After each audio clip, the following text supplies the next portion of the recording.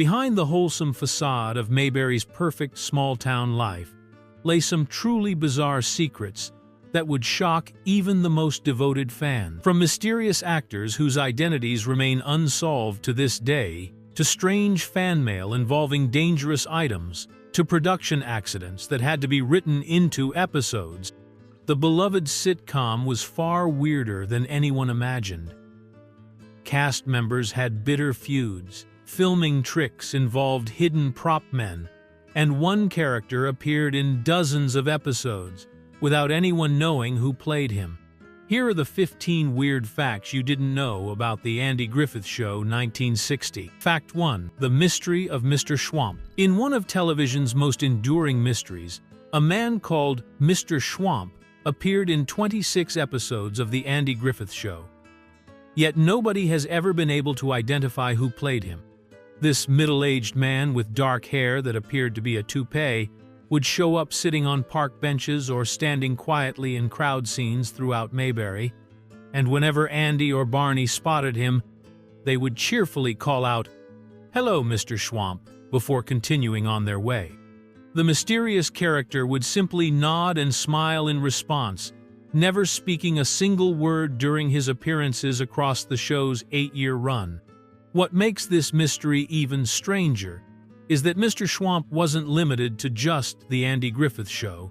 He also appeared in 2 episodes of the spin-off series Gomer Pyle, USMC-Schwamp, and eagle-eyed viewers have spotted him in the 1945 film Christmas in Connecticut. Despite appearing in dozens of productions over the years, no one has ever come forward to claim the role, and no production records seem to exist that identify the actor behind this enigmatic character. The mystery has become such a phenomenon among fans that the Andy Griffith Show Rerun Watchers Club staged an elaborate April Fool's Day prank in 2012, claiming they had finally solved the puzzle by identifying the actor as someone named Patch S. Wimmers. The fake revelation fooled many devoted fans until they realized it was just an elaborate joke designed to highlight how desperately people wanted to know the truth. Television historians and dedicated fans have spent decades trying to crack this case, analyzing every frame and comparing the mysterious actor to Hollywood extras from the 1960s, but their efforts have all come up empty. The identity of Mr. Schwamp remains one of classic television's greatest unsolved puzzles, proving that even the most wholesome small-town show could harbor secrets that would stump investigators for generations. Fact 2. Fans sent Don Knotts real bullets. Don Knotts received thousands of pieces of fan mail during his time playing Deputy Barney Fife, but some of the most unusual items that arrived at his doorstep were actual bullets sent by concerned viewers who worried about his character's safety. On the Andy Griffith Show, Sheriff Andy Taylor kept his bumbling deputy limited to carrying just 1 bullet, which Barney was required to keep in his shirt pocket rather than loaded in his gun, a safety measure that became one of the show's most memorable running gags. This restriction existed because Barney Fife was notoriously clumsy with firearms and would accidentally discharge his weapon whenever he got nervous or excited, often shooting holes in the courthouse ceiling or firing his gun while it was still in his holster. The sight of Barney fumbling around his shirt pocket with shaking hands, trying to load his single bullet during moments of perceived danger, became a signature bit that audiences loved to watch, but it apparently left many viewers genuinely worried about the deputy's ability to protect himself and the town of Mayberry. Fans took it upon themselves to help solve what they saw as a serious problem by mailing boxes of ammunition directly to Don Knotts, believing that if Barney just had more bullets available, he would be better equipped to handle dangerous situations. The situation became even more widespread when Knotts made public appearances for autograph signings, where police officers would regularly approach him and hand over bullets as gifts, thinking they were doing both the actor and his character a favor. According to actress Dodie Brown, who worked with Knotts, fans would line up for blocks outside hotels where he was staying, and every single person would say, "I'm your best fan," and every policeman would bring him bullets. This strange phenomenon continued throughout the show's run, demonstrating how deeply viewers connected with Barney Fife's character and how genuinely concerned they were about his fictional well-being. Fact 3. Opie never really threw that rock. One of the most beloved moments in television history happens during the Andy Griffith Show's opening credits, when young Opie Taylor picks up a rock and tosses it into the fishing hole while walking with his father. But the truth behind this iconic scene reveals a clever bit of movie magic that fooled audiences for decades. 6-year-old Ron Howard, who played Opie, simply wasn't strong enough to throw the stone far enough to reach the water and create the satisfying splash that the directors wanted for the opening sequence.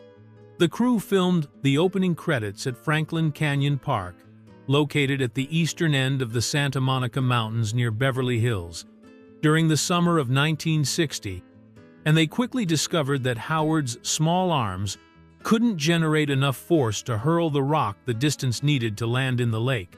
After several failed attempts that left the young actor frustrated, and the production team scrambling for a solution, the assistant director came up with an ingenious plan that would save the day and create one of television's most memorable opening sequences.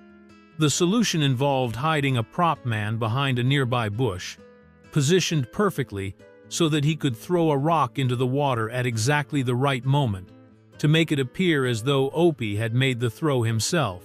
The timing had to be precise, with Howard going through the motions of picking up and tossing his rock, while the hidden crew member simultaneously launched his own stone toward the lake, to create the splash effect that viewers would see and hear. While the trick worked well enough to fool most audiences, careful observers who know what to look for can still spot a subtle lag between the moment when Opie releases his rock and when the splash actually occurs in the water.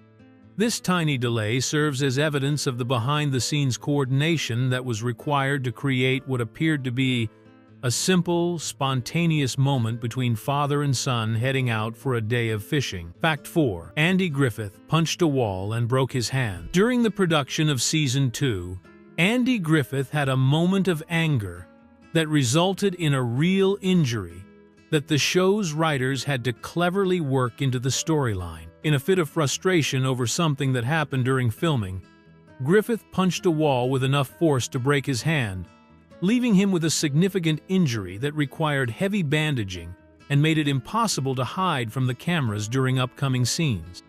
The injury created a serious problem for the production team, since Sheriff Andy Taylor was supposed to be the calm, level-headed authority figure of Mayberry, who rarely lost his temper or found himself in physical altercations. Having the show's star appear on screen with a heavily bandaged hand would have looked completely out of character, unless the writers could come up with a believable explanation that fit within the world of the show. Rather than try to hide the bandages or wait for Griffith's hand to heal completely, which would have delayed production and cost the studio money, the creative team decided to write the injury directly into the show's storyline. They created a backstory, explaining that Sheriff Taylor had hurt his hand while apprehending some dangerous criminals, which gave viewers a reasonable explanation for why their beloved sheriff was walking around Mayberry with his hand wrapped up in bandages. This solution allowed filming to continue on schedule while maintaining the believability of Andy Taylor's character, since getting injured while capturing criminals was exactly the kind of thing that could happen to a small-town sheriff in the line of duty. The writers were able to turn what could have been a production disaster into just another part of the show's ongoing narrative, and viewers who watched those episodes had no idea they were seeing the results of their star's real-life moment of anger, rather than a planned storyline about police work gone wrong. Fact 5. Floyd the barber was secretly propped up. Howard McNear, the beloved actor who played Floyd the barber, suffered a devastating stroke after the first season of The Andy Griffith Show that severely limited the motor function on the left side of his body and made it extremely difficult for him to stand or walk without assistance.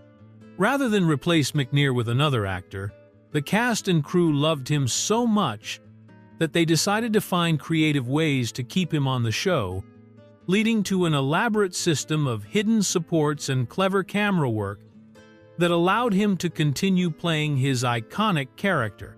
The production team constructed special props and supports that were strategically placed around the barbershop set so that McNear could lean against them during scenes while appearing to stand normally to viewers at home. When Floyd wasn't shown sitting in his barber chair, which became his most common position after the stroke, the crew would position him near counters, walls, or specially built structures that he could use for balance and support without the audience being able to see what was happening. The writers and directors also began crafting Floyd's scenes to accommodate McNear's physical limitations, having him spend most of his time seated while cutting hair or engaged in conversations that allowed him to remain stationary. When Floyd did need to move around the barbershop, the crew would carefully position furniture and props that McNear could hold on to or lean against as he made his way from one spot to another, creating the illusion that he was moving freely around his workspace. This compassionate approach allowed McNear to continue working on the show he loved while dealing with his serious health challenges, and the cast's dedication to keeping him involved demonstrated the genuine affection they had for their fellow actor. The creative solutions developed by the production team were so effective that many viewers never realized Floyd the Barber was actually struggling with significant mobility issues throughout much of the series, a testament to both McNear's professionalism and the crew's ingenuity in adapting to his need. Fact 6. The theme song had secret lyrics. The Andy Griffith Show's memorable theme song, officially titled "The Fishin' Hole," is known to millions of viewers as a simple whistled melody that perfectly captured the show's peaceful, small-town atmosphere. But what most fans don't realize is that the tune actually had complete lyrics that were written specifically for the show. The music was composed by Earl Hagen and Herbert Spencer, with Hagen also performing the distinctive whistling that became so iconic. But in 1961, actor Everett Sloane decided the melody needed words to go along with it. Sloane, who also appeared as a guest star on the show playing the character Jubal Foster in the episode called "The Keeper of the Flame," took it upon himself to write full lyrics for the theme song after he learned that no words had been created for the tune. His version told the story of a peaceful fishing spot where people could escape from their troubles and find contentment in nature's simple pleasures, perfectly matching the wholesome values that the Andy Griffith Show represented to its audience. Andy Griffith himself was so impressed with Sloane's lyrics that he actually recorded a complete vocal version of "The Fishin' Hole," singing the words that had been written for the familiar melody that viewers heard every week during the opening credits. This recorded version with Griffith's vocals still exists today and can be found on various music platforms, giving fans a chance to hear how the theme song might have sounded if the producers had chosen to use the lyrical version instead of the instrumental one. However, the show's producers ultimately decided that the simple whistled version worked much better for their purposes, since it created a more relaxed and timeless feeling that matched the show's nostalgic tone. The whistling suggested someone leisurely walking down a country road without any particular hurry or worry, which perfectly captured the essence of life in Mayberry and helped set the mood for each episode before the story even began. Fact 7. Episodes were padded with improvised conversations. Some of the Andy Griffith Show's most memorable and beloved scenes between Andy and Barney were actually created on the spot when episodes came up short on running time, leading to spontaneous conversations that captured the natural rhythm of small-town life better than any scripted dialogue ever could. The show followed a strict 3-day shooting schedule, with the cast rehearsing on Thursdays and Fridays before filming Monday through Wednesday, but sometimes the planned material wouldn't fill the required 26 minutes needed for a half-hour television slot after accounting for commercial breaks. When showrunner Aaron Rubin discovered that an episode was running short, he would approach Andy Griffith on Wednesday night during the final shoot and inform him that they needed additional content to reach the proper length. Griffith would then turn to Don Knotts, whom he always called Jesse on set, and say something like, "Jesse, we're short, come on," signaling that it was time for the two actors to work their magic and create content that would fill the remaining time. The very last thing filmed at the end of each Wednesday night shoot would often be these improvised scenes between Andy and Barney, with the two actors having discussed only briefly what they might talk about before the cameras started rolling. Ron Howard, who played Opie, later recalled watching this process happen repeatedly and remembered how these unscripted moments would become some of the show's most natural and entertaining exchanges between the two main characters. These spontaneous conversations typically involved mundane topics that real friends might discuss while sitting around a small-town courthouse, delivered at a deliberately slow pace that reflected the unhurried lifestyle of Mayberry. The improvised nature of these scenes gave them an authentic quality that perfectly matched the show's emphasis on character development over elaborate plots, and many fans cite these quiet moments between Andy and Barney as their favorite parts of the entire series, never realizing they were watching the actors make up dialogue as they went along. Fact 8. The same house address was recycled. The Andy Griffith Show's writers demonstrated a remarkably casual approach to continuity when it came to where Andy's various love interests lived throughout the series, with 3 different women supposedly residing at the exact same address, without any explanation for this impossible coincidence. Helen Crump, who became Andy's most serious romantic partner and eventually married him in the spin-off series Mayberry RFD, was shown living in a charming little house marked with the address 323 and featuring a distinctive white picket fence that became a familiar sight to viewers. However, careful fans who paid attention to details noticed that this same house with the identical address and white picket fence had previously been established as the home of Peggy McMillan, another of Andy's girlfriends, who appeared earlier in the same season as Helen Crump. The writers apparently forgot about this previous establishment of the location and simply reused the same set and address for Helen's character, without considering how confusing this would be for viewers who remembered seeing the house before. The situation became even more problematic when eagle-eyed fans realized that the same location had also been used as the residence of Ellie Walker, the pharmacist who served as Andy's love interest during the show's first season. This meant that 3 completely different women, who appeared in different time periods and had no connection to each other, were all supposed to be living in the same house at 323 with the white picket fence. This lazy approach to continuity revealed that the show's creators were more focused on creating individual episodes that worked as standalone stories rather than maintaining a consistent fictional world where details like addresses and locations remained constant from one episode to the next. The recycling of this particular house and address became one of the most obvious examples of how the Andy Griffith Show prioritized convenience over continuity, assuming that most viewers wouldn't notice or care about such inconsistencies in the show's fictional geography. Fact 9. Barney's middle name kept changing. Deputy Barney Fife's full name became a source of confusion throughout the Andy Griffith Show's 8-year run, as the writers couldn't seem to agree on what his middle name should be, leading to multiple contradictory versions that appeared in different episodes without any explanation for the inconsistency. The most commonly accepted version of his name was Bernard P. Fife, which appeared in one episode where Andy reads the inside cover of Barney's old school book and sees this name written out many times in what was supposed to be young Barney's handwriting practice.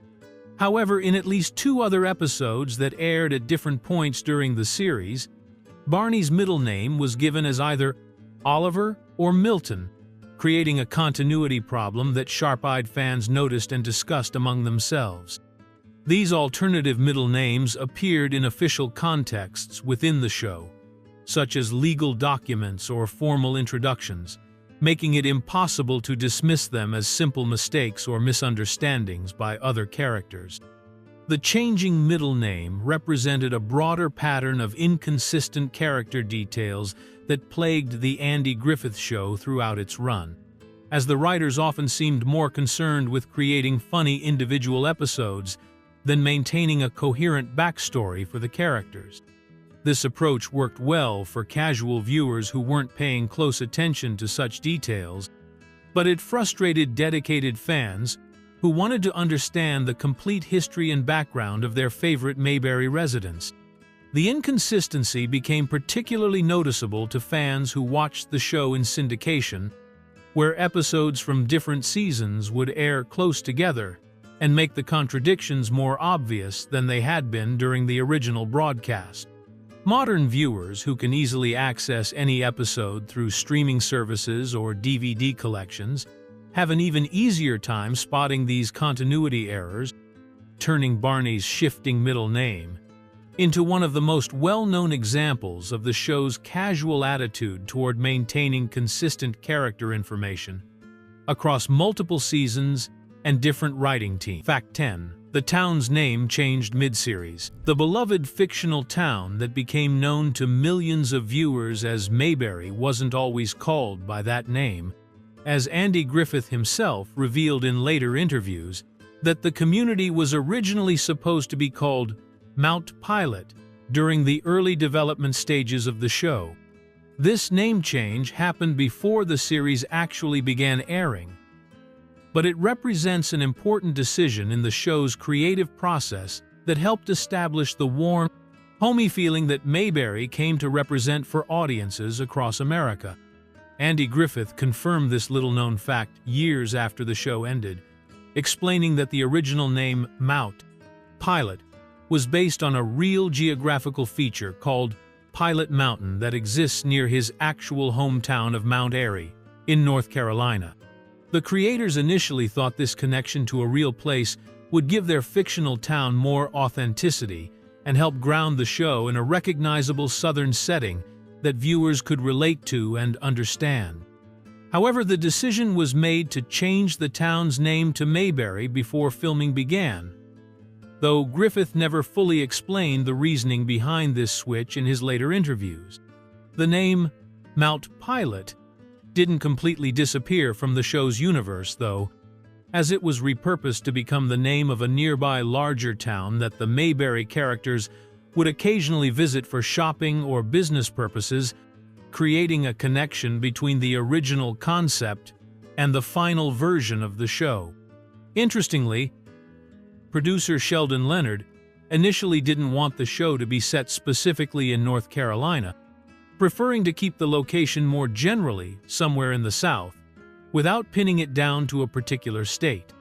Andy Griffith reportedly disliked made-up names for fictional places and pushed for the show to have connections to real Southern geography, which led to the inclusion of references to actual North Carolina landmarks and the decision to use Mount Pilot as the name of a neighboring community rather than abandoning the name entirely when they settled on Mayberry as their main setting. Fact 11. A mirror image mistake flipped the bad. During the editing process of several episodes throughout the Andy Griffith Show's run, technical mistakes occurred that resulted in entire scenes being accidentally flipped or mirrored, creating a bizarre visual effect, where Andy's sheriff badge appeared on the wrong side of his uniform shirt and other elements in the scene were reversed from their normal positions. This type of error happened when film editors mistakenly used the wrong side of the film negative during the post-production process, essentially creating a mirror image of everything that had been filmed during the original shoot. The most noticeable example of this editing mistake appears in the episode Bringing Up Opie, where there's a close-up shot of Andy sitting by his son's bedside, and viewers can clearly see that his sheriff's badge is positioned on the right side of his shirt instead of its normal location on the left side. This reversal immediately signals to observant fans that something has gone wrong in the editing room, since law enforcement badges are traditionally worn on the left side of the uniform, and Andy's badge appeared correctly in virtually every other scene throughout the series. The mirroring effect didn't just affect Andy's badge placement, but also created problems with other visual elements that appeared in these flipped scenes, including store signs and text that would appear backwards when viewed by the audience. In the episode, Ernest T. Bass joins the army, the words "snack bar" can be seen reversed as Ernest jogs down the street, providing another clear example of how these editing errors affected the final product that viewers saw on their television screens. These mistakes were relatively rare given the hundreds of episodes produced during the show's 8-year run, but they stand out as obvious technical errors that somehow made it through the quality control process and into the final broadcast versions. The fact that such glaring visual inconsistencies were allowed to air demonstrates how much less rigorous the editing and review process was during the 1960s compared to modern television production standards, where such errors would likely be caught and corrected before episodes reached the public. Fact 12. Only one black actor ever spoke line. Throughout the Andy Griffith Show's entire 8-year run from 1960 to 1968, only one African-American actor was ever given dialogue to speak on camera, despite the fact that several black performers appeared as background extras in various episodes during the series. This sole speaking role went to actor Rockne Tarkington, who appeared in the episode titled "Opie's Piano Lesson," and became the only black actor to break the show's otherwise complete silence when it came to giving African-American performers actual lines to deliver. While other African-American actors did appear throughout the series, they were strictly limited to non-speaking background roles, where they might be visible in crowd scenes or walking past in the distance, but they were never allowed to interact with the main characters or contribute to the storylines in any meaningful way. This pattern reflected the television industry's approach to racial representation during the 1960s, when many shows included token diversity in their background casting, but avoided giving black actors prominent or speaking roles that might draw attention or controversy. Tarkington's appearance in Opie's Piano Lesson represented a small but significant breakthrough in the show's otherwise restrictive casting policies, though his role was still relatively minor within the context of the episode's main storyline. The fact that he was given actual dialogue to speak made his appearance historically notable for the series, even though it would be many more years before television shows would begin featuring African-American actors in regular speaking roles or as main characters. This casting pattern on The Andy Griffith Show reflected the broader social attitudes and television industry practices of the time period, when racial integration was still a controversial topic in many parts of the country, and network executives were often reluctant to take risks that might alienate viewers or advertisers.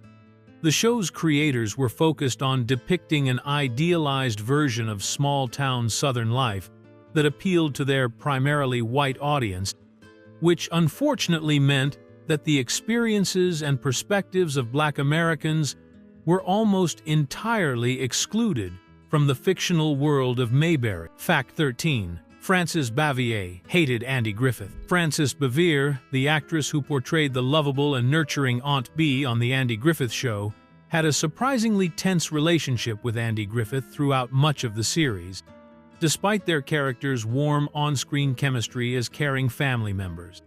Born into a well-to-do family in New York City and educated at Columbia University and the American Academy of Dramatic Arts, Bavier came from a sophisticated background that was quite different from the rural, down-to-earth atmosphere that surrounded the show's production and cast members.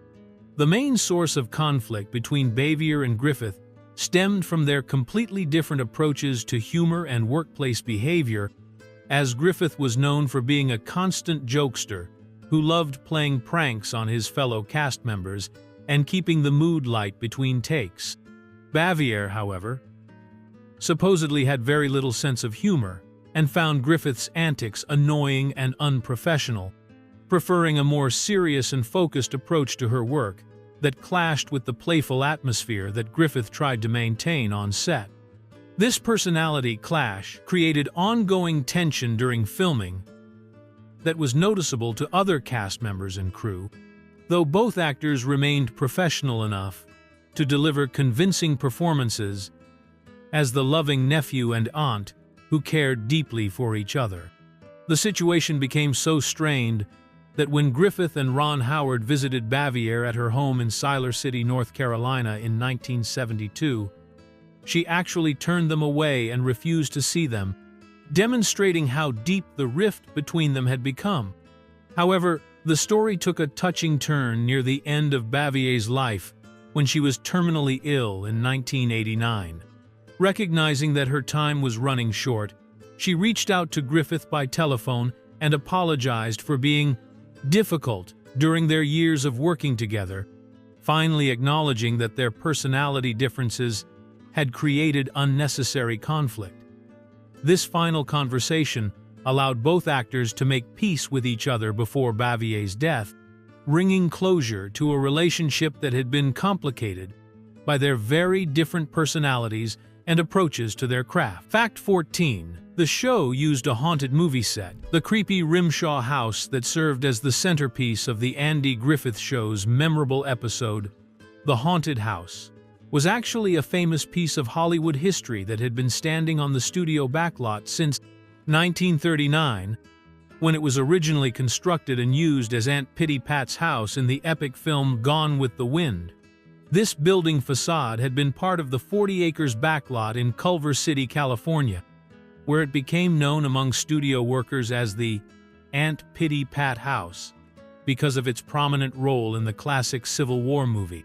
The structure was strategically positioned directly to the right of the Taylor family home facade on the studio lot, though the camera operators were careful to keep it out of frame during regular Mayberry scenes to maintain the illusion that Andy and Opie lived in a completely different world from the one depicted in Gone with Wind.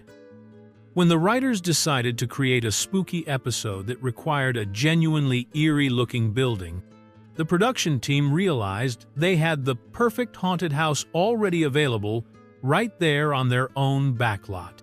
For the haunted house episode, the set decorators transformed the elegant southern mansion facade into a rundown, abandoned building by adding weathered boards, broken shutters, and overgrown vegetation that made it look like it had been empty for years.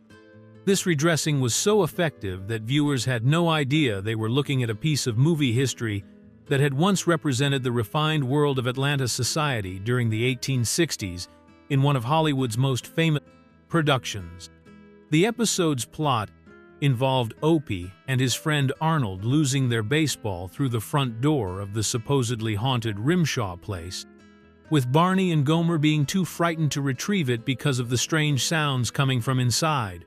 The reuse of this iconic movie set added an extra layer of Hollywood magic to the episode, connecting the wholesome world of Mayberry to the grand tradition of American filmmaking in a way that most viewers never realized was happening right before their eyes. Fact 15. Andy's car was constantly replaced. Sheriff Andy Taylor's iconic police car was actually a series of different Ford Galaxy vehicles that were regularly swapped out throughout the Andy Griffith Show's 8-year run, thanks to a clever promotional arrangement between the show's producers and a local Ford dealership that provided free cars in exchange for the valuable advertising exposure. This deal worked perfectly for both parties, as the show needed authentic-looking police vehicles for filming, while the dealership received prominent product placement that showcased their latest models to millions of viewers every week. The arrangement called for the dealership to provide a brand new Ford Galaxy police car whenever Ford released a new model year, ensuring that Sheriff Taylor was always driving the most current version of the vehicle and keeping the show's production costs down by eliminating the need to purchase or lease squad cars. This regular replacement schedule meant that Andy went through multiple different Galaxies during the show's run, though most viewers never noticed the subtle changes in styling and features that occurred when the cars were updated. What made this arrangement even more interesting was what happened to the old squad cars after they were replaced by newer models, as the dealership had developed a profitable system for disposing of the used television vehicles. Once a car had finished its service on the Andy Griffith Show, the dealership would bring it back to their lot, remove any special police equipment that had been added for filming, and then repaint the vehicle in regular civilian colors to disguise its television origins. These former squad cars were then sold to unsuspecting customers as regular used vehicles, meaning that ordinary people were unknowingly driving around in cars that had been featured on one of America's most popular television shows. The buyers had no idea they were purchasing a piece of television history that had been driven by Andy Griffith during filming, and the dealership apparently saw no need to mention this unique selling point that might have actually increased the car's value to fans of the show.